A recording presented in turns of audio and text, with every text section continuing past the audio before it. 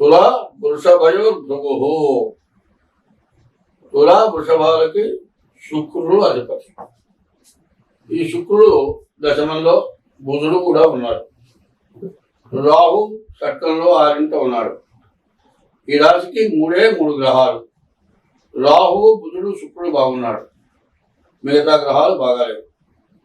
కాబట్టి ఇది ఈ టైము చాలా ప్రధానమైన టైము. ప్రతి వారికి కూడా ప్రత్యేకించి చెబుతూ ఉన్నా. ఎందుకంటే శని వక్రించడం ఒకటి, తర్వాత కొన్ని గ్రహాలు పూర్తిగా ఇబ్బందికరమైనటువంటి స్థితిలో ఉండటం ఒకటి. ప్రతివాడు కూడా శరీరంలో ఉన్నటువంటి ప్రతి రోమాన్ని కూడా పరీక్ష చేయించుకోవాలి. అంత సమస్య వచ్చే లక్షణాలు కనపడుతున్నాయి. కాబట్టి తులారాశికి బుధ శుక్రులు తప్పితే మిగతా గ్రహాలు ఏవి బాగాలేవు. అయితే వ్యాపారం బాగుంటుంది. ఇళ్ళకి సంబంధించిన వస్తువులు, ఇల్లు అమ్ముకునేవాళ్ళు, ఇల్లు కొనుక్కునేవాళ్ళు, ఇళ్ళ బ్రోకరేజ్ చేసేవాళ్ళు, వీళ్ళందరికీ మాత్రం బాగుంది. విద్యావంతులు గురుడు అష్టమంలో పడ్డాడు, బుధుడు సప్తమంలో పడ్డాడు. విద్యార్థులకు కానీ ఉద్యోగస్తులకు కానీ చాలా ఇబ్బందికరమైనటువంటి సమయం. రాహువులు బాగున్నాడు. రాహువు, బుధుడు, శుక్రుడు ఈ 3 గ్రహాలే బాగుంది. అయితే ఈ రాశి వాళ్ళకి తగినటువంటి దోషం పోగొట్టుకున్నట్లయితే సంపాదించిన డబ్బులు నష్టం లేకుండా నిలబడతాయి. ఇంతకుముందు రావాల్సిన డబ్బు ఏదైనా ఉంటే ఖచ్చితంగా వస్తుంది, మరి ఒక సమస్య లేదు. కానీ ఆడవాళ్ళకి, గర్భిణీ స్త్రీలకి, కొత్తగా వివాహమైనటువంటి వాళ్ళకి, ఉద్యోగం చేసే వాళ్ళకి, ఉద్యోగంలో చేరినటువంటి వాళ్ళకి, మరి చదువు పూర్తి చేసుకొని ఉద్యోగం కోసం ప్రయత్నం చేసేవాళ్ళు, మరి శని వల్ల కానీ, గురువు వల్ల కానీ, కుజుడు వల్ల కానీ, రవి వల్ల కానీ చాలా కష్ట నష్టాలు ఎక్కువగా కనబడుతూ ఉన్నాయి. కుజుడు వల్ల ఈ రాశి వాళ్ళకి విపరీతమైన అనారోగ్యాలు రావడానికి బాగా కనబడుతుంది. గురువు వల్ల అనవసరమైన దండగా ఖర్చులు వస్తూ ఉంటాయి. ఎట్లా ఉంటుందంటే పరీక్ష రాస్తూ ఉంటే ఎవడో కాపీ చేసిన కాగితం వాడిని పట్టుకుంటాడు, నీ పక్కన వాడేస్తాడు, నువ్వు పట్టుబడి దివాలు అవుతావు. నువ్వు చేసిన తప్పంటూ ఏమీ లేదు, కానీ దానివల్ల నువ్వు దివాలు అవుతావు. అట్లాగే రవి కూడా బాగుండకపోవడం చేత ఉద్యోగస్తులు కూడా ఏదో సమస్య వల్ల ఉద్యోగం నుంచి సస్పెండ్ అవడానికి బాగా అవకాశం ఉంది. తర్వాత కుజుడు వల్ల అనారోగ్యం, శని వల్ల దెబ్బలు తగలటానికి అవకాశం ఉంది. దెబ్బలు తగలటం, ఉద్యోగంలో నుంచి రివర్ట్ అవటం, చదువు బ్రేక్ అయిపోవటం. మరి చదివే వాళ్ళకి ఏ టైఫాయిడ్ జ్వరం లాంటివి వచ్చిందనుకోండి, డబల్ టైఫాయిడ్ అంటారు.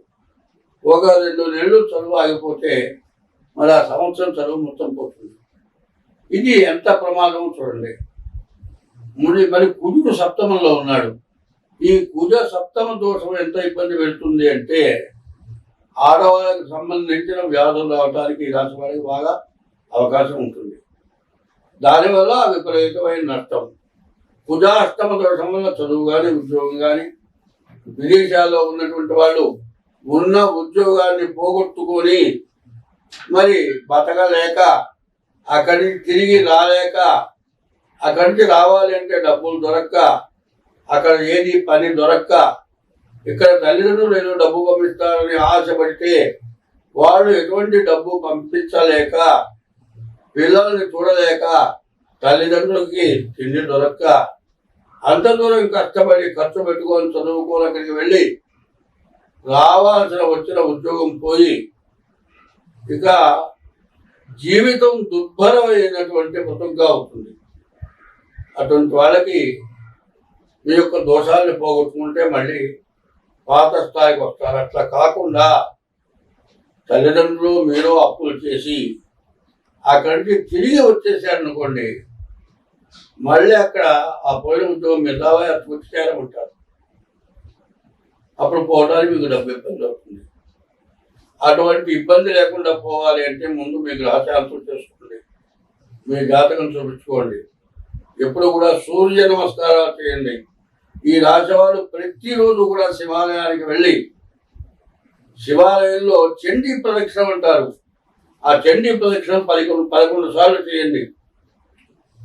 ఇట్లా 11 సార్లు చండీ ప్రదక్షిణ చేయడమే కాక శివాలయంలో మారేడుతో అభిషేకము పూజ చేసుకోండి.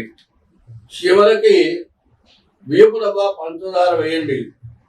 మీరు మీకు ఏ గ్రహాలు బాగాలేవో ఆ గ్రహాలకు జపాలు చేయించుకోండి. మరి మీ జాతకం చూపించుకుంటే బలాల గ్రహాలు బాగాలేవంటే గ్రహాలకు పూజలు. అది కాకుండా ఇంకేదైనా దోషాలుంటే ఇంకే వేరే రకాల పూజలైనా చెప్తాం. అటువంటి పూజలైనా చేసుకోవడం కాక అట్లా చేసుకుంటానికి శక్తి లేనటువంటి వాళ్ళైతే ప్రతిరోజు శివాలయానికి వెళ్ళటం, శివాలయంలో చండీ ప్రదక్షిణ చేయటం, నవగ్రహాల ప్రదక్షిణ చేయటం, మీకే ఏ గ్రహాలు బాగాలేవో ఆ గ్రహాలకి 2 పూలు వేయటం, ఆ గ్రహాలకి కాస్త దీపారాధన చేయటం, ప్రదక్షిణ చేయటం, కొంచెం కూర్చొని ఇంటికి రావటం, ఇట్లాంటివి చేయండి. ఎందుకంటే లాభం లేకపోతే మానేం నష్టం పడకూడదు. ఇప్పుడు మంచి లాభమే టైం, కానీ నష్టపడటానికి బలం ఎక్కువగా ఉంది. ఎటువంటి బలం అంటే చెప్పడానికి వీల్లేదు. గోడ మొత్తం క్రాక్ కొట్టిందండి. ఒక భాగం ఒక పక్కకి, ఒక భాగం ఒక పక్కకి ఉంది. అది ఎప్పుడు కూలుతుందో నెత్తర పడుతుందో తెలియదు. పరావాడింతో ఆ గోడ పడితే తత్వాలు అంటారు. వీడికి 2వ మార్గం లేదు, పడదలే అంటాడు వీడు. అట్లా కాకుండా అశ్రద్ధ లేకుండా మీరు జాగ్రత్త పడితే మీకు అన్ని విధాలా బాగుంటుంది. బుధ శుక్రులు మరి రాహువు మీకు ఉపయోగపడతారు. ఉన్నదాన్ని ఉపయోగించుకోవాలి అంటే, ఇబ్బంది లేకుండా ఉండాలంటే మరి శని, కుజుడు, గురువు, రవి, కేతువు ఈ గ్రహాలకు పూర్తి శాంతి, 5 గ్రహాలకు పూర్తి శాంతి అవసరం. తర్వాత మీ డేట్ ఆఫ్ బర్త్ ద్వారా మీ జాతకం చూపించుకోండి, మీకు అన్ని విధాలా బాగుంటుంది. తర్వాత ముఖ్యంగా చెప్పేది ఏమిటి అంటే,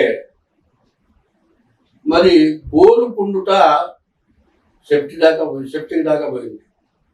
బాగా జలబడి కోకితే చర్మంలో పుండు పడది. ఈ గోరులో ఉన్న విషం దాన్ని తగిలింది. అట్లా కుజుడు సప్తమం, గురువు అష్టమం, రవి 9 గ్రహం, కేతు 12 ఉన్నాడు. కాబట్టి ఎక్కడెక్కడ డబ్బులు నష్టం చేస్తుంది. అది లేకుండా ఉండాలంటే మీ జాతకం చూడటం చాలా అవసరం. వార ఫలాలు, పక్ష ఫలాలు, మాస ఫలాలు ఇన్ని చెబుతున్నాం, అన్ని చూస్తున్నారు. ఎవరికైనా సరే నాకు ఏ బాధ లేదు, బాగున్నాను అని తృప్తిగా బతికేవాడు ఇక్కడ పట్టలేదు. లక్షలు ఉండొచ్చు, కోట్లు ఉండొచ్చు, దరిద్రులు ఉండొచ్చు, ముత్తెచ్చుకోవచ్చు, అడుక్కు తినొచ్చు, కానీ బాధ లేకుండా ఉన్నవాళ్ళు లేరు. ఒకప్పుడు అడుక్కు తినేవాళ్ళు సుఖంగా తిని అడుగు మీద పడుకున్నారు. వాళ్ళు కూడా వాళ్ళు ఇబ్బంది పడుతున్నారు. ఎందుకు ఈ పరిస్థితి ఎందుకు వచ్చిందనేది బాగా ఆలోచించుకోవాలి. మొట్టమొదటి ఏమిటా అంటే తల్లిదండ్రులకి అన్నం పెట్టకపోవటం, తల్లిదండ్రులను చూడకపోవటం. ప్రతివాడు ఏమంటాడు, మా సంపాదన మా భార్యాభర్తలు బతికి మా పిల్లలకి చదువులు చెప్పించడానికి మా సంపాదన చాలటం లేదు, నీకెక్కడ పెట్టమంటావు అని పరిస్థితి. అదే పిల్లలకి పెట్టడం మానుకొని తల్లిదండ్రులకు అన్నం పెడితే పిల్లలకి అన్నం పెడతారు, మీరు తింటారు, బాగుంటారు. రెండోది ఏమిటంటే భార్యాభర్తల యొక్క సమస్య వల్లే దేశం అంతా అనిష్టంతో కూడుకుంది. మహాపతివ్రత అన్నారు. కొన్ని ఇళ్లలో చాలా బీదస్థితి ఉంది. భర్త ఫుల్గా తాగుతాడు, భార్య కూలి పనిచేసి ఇంటికి వచ్చి తాగి ఎక్కడో పడిపోయిన మొగుడిని తీసుకొచ్చి స్నానం చేయించి ఆయనకు అన్నం పెడుతుంది. ఆ భర్తే ఆమెకు కావాలి, ఇంకో మనిషి అక్కర్లా. వేలి ముద్దే అక్షరాలు కావు. ఆమె ఎంత మహాపతివ్రతో దండం పెట్టాలి. 2, ఇవాళ చదువుకున్న వాళ్ళు భార్యాభర్తలు ఉద్యోగం చేసి ఉద్యోగరీత్యా పైకొచ్చి నాతో సమానమైన ఉద్యోగస్తులు కావాలని పెళ్లి చేసుకున్న తర్వాత ఒకళ్ళ యందు ఒకళ్ళకి శృతి కుదరక విడిపోవటం, పిల్లలు కన్న తర్వాత ఇంకోళ్ళు మగవాడు ఆడమనిషిని ఎవరినైనా ప్రేమించడం, లేకపోతే ఆడమనిషి ఇంకో మగవాడిని ప్రేమించడం, ఈ కన్న పిల్లలే న్యాయం చేయడం, ఇది రెండోది జరుగుతుంది. 3 ఏమిటంటే సహజీవనం పెట్టారు. ఇప్పుడు ఈ సహజీవనం అనే దానికి అర్థం లేదు ఇప్పుడు.